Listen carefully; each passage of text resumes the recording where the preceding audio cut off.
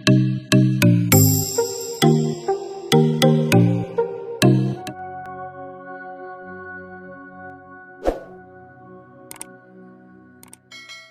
छात्रों नमस्कार। आइए आज हम देखते हैं एक समान चुंबकीय क्षेत्र में धारावाही लूप पर बल आघूर्ण torque on current carrying loop is a uniform magnetic field. ठीक, पिछले क्लास में हमने दो अनंत धारावाही चालक तार के मध्य बल का व्यंजक स्थापित किए थे। उसका वीडियो आपने नहीं देखा है तो डिस्क्रिप्शन बॉक्स में आपको फिजिक्स 12th का प्लेलिस्ट मिल जाएगा या फिर वीडियो के अंत में भी प्लेलिस्ट का लिंक मिल जाएगा, उसे क्लिक करके वीडियो देख सकते हैं। वो जो क्वेश्चन पढ़े थे हम पिछले क्लास में, वो क्वेश्चन मोस्ट IMP है, वो पेपर के लिए बहुत ज़्यादा IMP है, उसे आप जरूर पढ़िएगा, उसे ज़रूर देखिएगा। तो यदि आप हमारे चैनल पर नए हैं तो चैनल को सब्सक्राइब जरूर करें, साथ ही साथ बेल आइकन को प्रेस कर लीजिए, जिससे हम नए वीडियो अपलोड करेंगे तो उसका नोटिफिकेशन सबसे पहले आपको मिल जाएगा। तो आइए देखते हैं कि एक समान चुंबकीय क्षेत्र में बल आघूर्ण मतलब धारावाही लूप पर बल आघूर्ण का व्यंजक और परिभाषा किस तरह होती है। ठीक, तो चलिए हम स्टार्ट करते हैं एक समान चुंबकीय क्षेत्र से। तो एक समान चुंबकीय क्षेत्र ले लेंगे। ठीक, चित्र बना के रख दिया हूँ। इस व्यंजक में आपको दो चित्र बनाना पड़ेगा, एक तो ये और दूसरा चित्र ये है आपका। तो एक समान चुंबकीय क्षेत्र हम इस तरह से लिए हैं। ठीक, ये एक समान चुंबकीय क्षेत्र। अब उस पर रखे हुए हैं हम धारावाही लूप। ठीक, लूप है हमारा ये P से Q, ये है हमारा धारावाही लूप PQ RS QR और ये RS और ये है SP।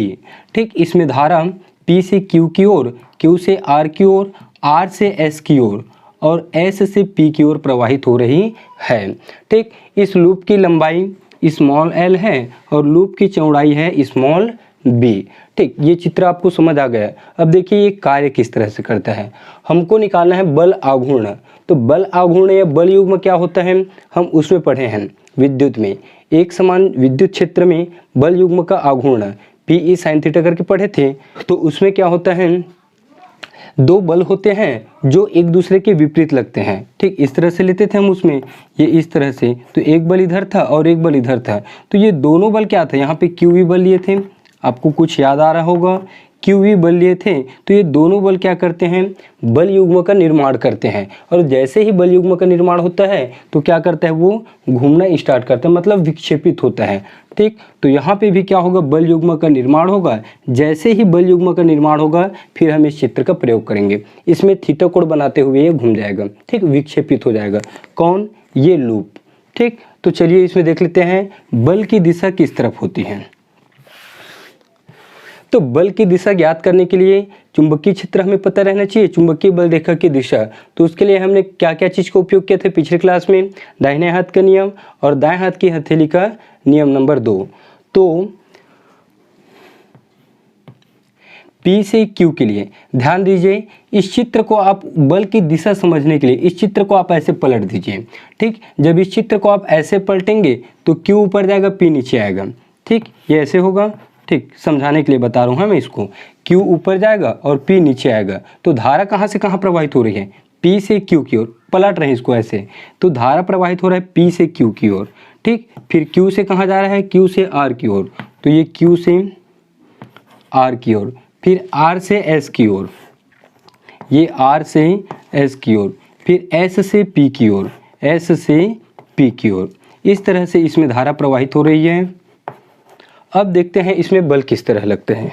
इसमें क्या करेंगे, हम दाहिने हाथ का नियम यूज़ करेंगे। तो दाहिने हाथ का नियम क्या होता है, अंगूठा धारा की दिशा और उंगली जिस दिशा में मुड़ती है वह होती है चुंबकीय बल रेखा की दिशा। तो ये धारा की दिशा, तो उंगली क्या है, अंदर की ओर मुड़ रहे हैं ना, अंदर की ओर मतलब चुंबकीय क्षेत्र क्या होगा, अंदर की ओर होगा। क्रॉस से दिखाते हैं हम, ये अंदर की ओर। इसमें ठीक, इसमें भी क्या होगा, ये ऐसे जाएगा। ठीक, ऐसे देखेंगे तो इसमें भी ऐसे अंदर की ओर होगा। ठीक, इस तरह से अंगूठा धारा की दिशा तो उंगली ऐसे अंदर की ओर मुड़ेगा, मतलब यहाँ पे भी चुंबकीय बल रेखा अंदर की ओर होगी। इसमें देखिए, इसमें क्या होगा, इसमें इस तरह से देख लेते हैं। ठीक, ये धारा की दिशा अंगूठा, तो उंगली फिर इसमें अंदर की ओर मुड़ रहा है, तो यहाँ पे भी अंदर की ओर चुंबकीय क्षेत्र। और इसमें देख लीजिए, तो ये कैसे इस तरह से होगा। ठीक, ये अंगूठा धारा की दिशा तो उंगली फिर इसमें अंदर की ओर मुड़ रहे हैं। तो सभी में चुंबकीय बल रेखा की दिशा क्या होती है, अंदर की ओर होती है। तो यहाँ पे भी ये अंदर की ओर होगी।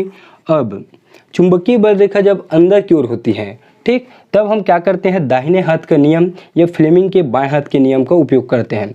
तो दाहिने हाथ के नियम क्या कहते हैं, उंगली चुंबकीय बल रेखा की दिशा को दिखाता है और अंगूठा दिखाता है धारा की दिशा को, मतलब आवेशित कण की गति की दिशा। तो हथेली के लंबवत बाहर की ओर होती है लॉरेंज बल की दिशा। क्या होती है? लॉरेंज बल की दिशा है। तो यहाँ पे भी बल लगेगा तो ध्यान दीजिए अंदर की ओर जाएगा ये, ठीक। उंगली क्या है? चुंबकीय बल रेखा की दिशा अंदर की ओर और अंगूठा धारा की दिशा। तो ये देखिए धारा की दिशा ऊपर है, ठीक। तो हथेली के इधर लंबवत, हथेली की लंबवत बाहर की ओर होती है ना, क्या चीज़ होती है हथेली की लंबवत बाहर की ओर? बल। तो इसमें बल किधर लगेगा? इसमें बल लगेगा ये इस तरफ से, ठीक, बाहर की ओर। ये बल हो गया। अब इसमें देखेंगे Q से R के लिए, तो Q से R के लिए ऐसे रखेंगे हम, अंगूठा आवेशित कण की गति, उंगली चुंबकीय बल, तो हथेली के लंबवत बाहर की ओर। तो इसमें इस तरह से होगा, ठीक, ये बल।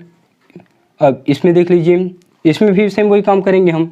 इसके लिए क्या होगा? इस तरह से रख लेंगे हथेली को, ये ऐसे, ठीक। ये अंदर की ओर हथेली, अंगूठा धारा की दिशा, ये देखिए अंगूठा धारा की दिशा, तो ऐसे फिर बाहर की ओर आएगा इसमें, ठीक। तो ये होगा ये बल।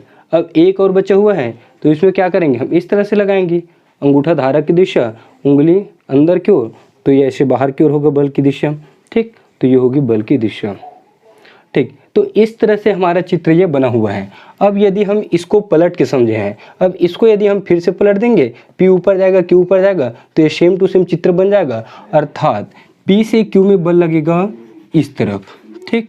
फिर Q से R में बल लगेगा इस तरफ से, फिर PQ QR RS में बल लगेगा, हो जाएगा ये, और इसके लिए बल हो जाएगा इस तरह से, ठीक। बल को हम क्रमशः दर्शा देते हैं। तो इसको ले लेते हैं F1 और इसके इस लंबवत, इसको मतलब इसके समानांतर, इसको ऐसे सीधा भी दिखा सकते हैं हम, ठीक। ये तो इसको ले लेते हैं हम F2, ठीक। F1 F2, इसको ले लेते हैं F3 और इसको ले लेते हैं F4, ठीक। तो यहाँ पे 4 बल लगेंगे, ठीक। एक बल यहाँ पे, दूसरा, तीसरा और ये चौथा। ध्यान दीजिए, अब यहाँ पे F1 और F2 एक ही क्रिया रेखा में है, मतलब एक ही क्रिया रेखा में है और एक दूसरे के विपरीत हैं। तो ये क्या करेंगे? एक दूसरे के प्रभाव को नष्ट कर देंगे, ठीक। तो हम निकालेंगे यहाँ पे बल का मान और हम निकालेंगे यहाँ पे बल का मान, ठीक। तो इस चित्र को अब मैं मिटा देता हूँ। इस चित्र को सिर्फ और सिर्फ आपको समझाने के लिए यहाँ पे बनाया था मैं। अब हम इसमें लिखेंगे वर्णन, फिर इसका निकालेंगे व्यंजक। तो इस तरह से इसको धीरे से कंप्लीट करेंगे। तो यहाँ पे लिख लेंगे वर्णन,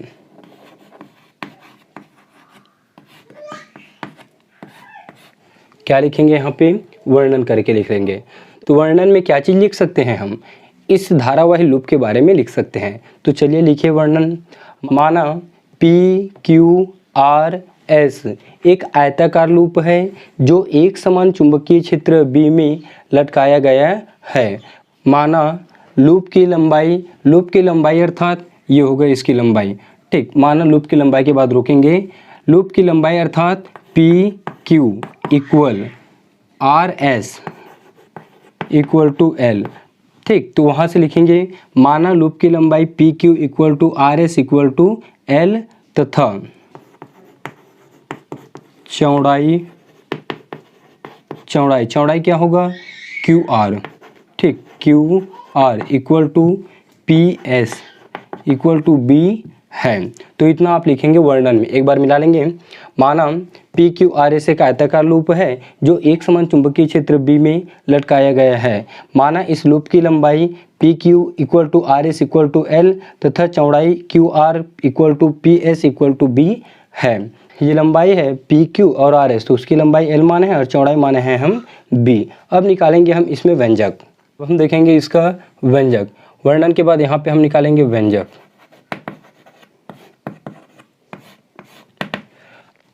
ठीक। यहाँ पे व्यंजक में आप लिखेंगे बल के बारे में। क्या लिखेंगे?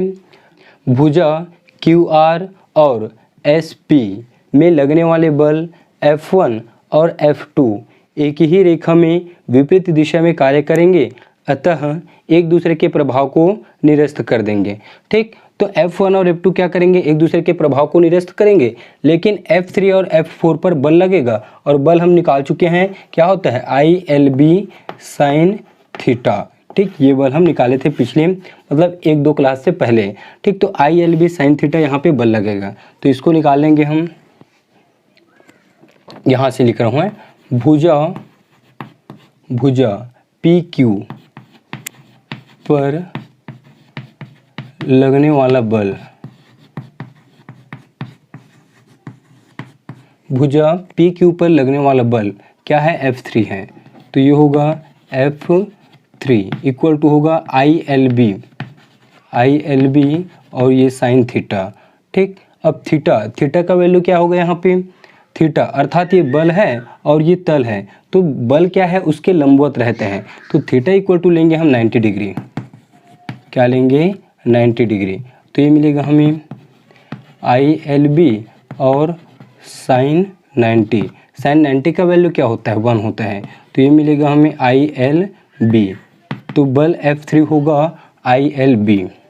अब इस भुजा पर हम बल की दिशा देखें तो क्या कर सकते हैं, दाहिने हाथ के नियम से। तो यहाँ पे हम लिख सकते हैं, क्या लिख सकते हैं, दाहिने हाथ के नियमानुसार बल की दिशा लूप के तल के लंबवत आगे की ओर होती है। ठीक, क्या होगा, F3 के बल की दिशा लूप के लंबवत, तो ये हमारा लूप है लेकिन इसके लंबवत रहते हैं, लंबवत आगे की ओर रहती है। ठीक, इसी प्रकार यहाँ लिखने के बाद अब दूसरा भुजा है हमारे पास R और S बल। ठीक, इसमें भी सेम टू सेम निकलेगा, तो ये F4 और ये होगा ILB, ये होगा RS पर लगने वाला बल। ठीक, यहाँ पे भी हम बल की दिशा बता सकते हैं, क्या बता सकते हैं, ठीक, ये पीछे की ओर है, ये आगे है लूप के और ये पीछे की ओर है, तो लिख सकते हैं दाहिने हाथ के नियमानुसार बल की दिशा लूप के लंबवत पीछे की ओर होगी। ठीक, इस तरह से हम दोनों बल निकाल लिए। अब हम जानते हैं ये जो F3 बल है और ये F4 बल है, ये दोनों बल क्या हैं, एक दूसरे के विपरीत हैं, मतलब ये इधर है और वो उधर है, तो क्या करेंगे, वो एक बल युग्म का निर्माण करेंगे। जैसे ही बल युग्म का निर्माण होगा तो ये जो कुंडली है, कुंडली मतलब ये लूप, ये क्या होगा, विक्षेपित होगा। ठीक, क्या होगा, विक्षेपित होगा। तो विक्षेपित होने के बाद हम इसका अगला चित्र देखेंगे इसको। ठीक, ये हम PS को लिए हैं, P और S को, ये इस तरह से सेम कुंडली है समझो, इस तरह से इसको भी लेते हैं हम, तो ये PS है और एक समान चुंबकीय क्षेत्र B। ठीक, इसको हम क्या किए, मिला दिए, तो ये थीटा कोण बनाते हुए क्या हुआ, विक्षेपित हुआ। ठीक, तो बल आघूर्ण को यहाँ पे लिख सकते हैं, हमारा जो लूप है वो विक्षेपित हुआ है, तो इसको लिख सकते हैं हम विक्षेपक बल युग्म का आघूर्ण, विक्षेपक बल युग्म का आघूर्ण। बल युग्म के आघूर्ण को हम किससे दर्शाते हैं, टाउ से। ठीक, बल युग्म के आघूर्ण का सूत्र क्या होता है, एक बल, ठीक, एक बल गुणा दोनों बलों के बीच की दूरी, यहाँ लिखेंगे हम दोनों बलों के बीच की दूरी। ठीक, एक बल और दोनों बलों के बीच की दूरी, तो ये बल आघूर्ण है हमारे पास टाउ। ठीक, एक बल तो एक बल क्या है हमारे पास, ILB है, क्या है, ILB, यहाँ पे ILB आएगा, ILB और यहाँ पे भी आएगा IL और ये B। ठीक, तो एक बल है हमारे पास ILB और दोनों बलों के बीच की दूरी, तो दोनों बलों के बीच की दूरी देखिए, एक बल है हमारा ये वाला ILB और दूसरा बल है ये वाला, तो दोनों बल ये है, एक इधर और एक इधर, तो दोनों के बीच की दूरी क्या है, P और O है, क्या है, दोनों के बीच की दूरी PO, तो ये होगा PO। अब हमको क्या करना है, PO का मान निकालना है। ठीक, किसका मान निकालना है, P और O का मान, तो PO का मान चाहिए और कर्ण का मान हमें पता है, तो PO को क्या कहेंगे, हम लंब कहेंगे। क्यों, क्योंकि यहाँ पे जब कोण बढ़ रहा है, ध्यान दीजिए, तो कोण के सामने वाला भुजा हमेशा होता है लंब, कोण के सामने वाला भुजा हमेशा होता है लंब, और ये कर्ण, तो ये वाला क्या होगा, O और S होगा आधार। तो हम साइन थीटा के सूत्र का प्रयोग करेंगे तो चित्र से निकाल सकते हैं, त्रिभुज POS में, PSO में साइन थीटा।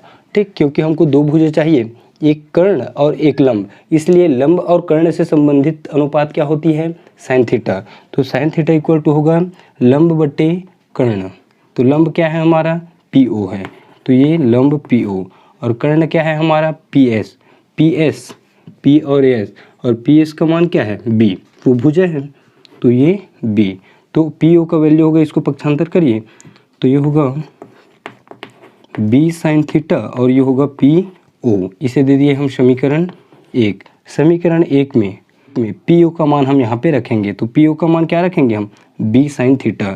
तो लिख लीजिए समीकरण 1 में मान रखने पर, चलिए मान रख दीजिए, टाउ इक्वल टू क्या होगा, आई एल बी और पी ओ का मान क्या है, sine theta, B sine theta, तो ये होगा बी साइन थीटा। ठीक, तो क्या हुआ, I L B into small B sine theta.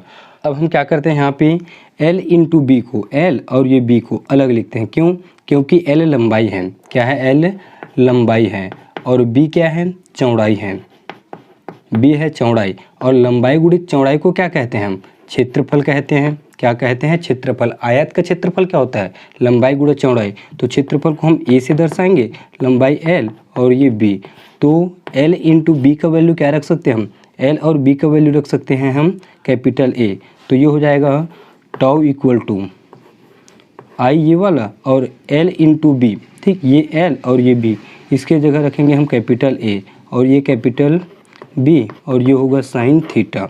ठीक, जब हम साइन थीटा को हटाते हैं तो क्या लगाते हैं, वहाँ पे क्रॉस लगाते हैं, क्या लगाते हैं, क्रॉस, और जब कॉस थीटा को हटाते हैं तो डॉट लगाते हैं। तो साइन थीटा को हटाएंगे तो टाउ इक्वल टू हमें मिलेगा, क्या मिलेगा, टाउ इक्वल टू आई और ए क्रॉस बी। ठीक, ये लगा दिए हम वेक्टर। तो ये है इसका सदिश रूप और यही है बल आघूर्ण का व्यंजक। नीचे में लिख सकते हैं यही बल आघूर्ण का अभीष्ट व्यंजक है, अभीष्ट व्यंजक है। तो ये क्या है, बल आघूर्ण का अभीष्ट व्यंजक है। अब ये हमारा लूप है, लूप मतलब होता है कुंडली, तो हम जानते हैं कि कुंडली में फेरों की संख्या होती है, तो इसको लिख सकते हैं यहाँ पे एक लाइन, यदि लूप में फेरों की संख्या कैपिटल एन हो तो लूप में फेरों की संख्या कैपिटल एन होगा, तो यहाँ पे हम क्या करेंगे, कैपिटल एन का गुणा, और यहाँ पे भी क्या करेंगे हम, कैपिटल एन का गुणा। तो इस तरह से हम फेरों की संख्या यहाँ लिख लीजिए, यदि लूप में फेरों की संख्या